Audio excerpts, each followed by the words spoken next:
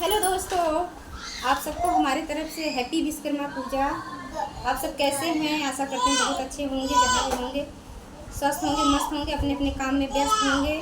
तो दोस्तों, हमारा विश्वकर्मा भगवान से यही प्रार्थना है कि आप सब जहाँ भी रहें सब ठीक ठाक से रहें, आप सबके बिजनेस में तरक्की हो और हर साल ऐसे ही आप सब बने रहें, ठीक ठाक से रहें, आप सबके घर में खुशियाँ आएँ। और दोस्तों, आप सबसे हमारा निवेदन है कि लाइक कीजिए, कमेंट कीजिए और जो हमारे चैनल पे नए हैं वो प्लीज़ सब्सक्राइब कर लीजिए।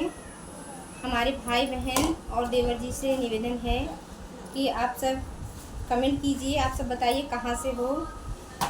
ओके, टाइम हो रहे हैं दोस्तों, आज 7:30 बज गए हैं, शाम को 7:30 बज रहे हैं। हम वीडियो नहीं डाल पाए थे क्योंकि हमको फीवर आ गया था, इसीलिए हम वीडियो नहीं डाल पाए, तो उसके लिए सॉरी। अब जाके दवा खाई हूँ, आराम है, मैंने सोचा एक वीडियो बना के डाल देते हैं।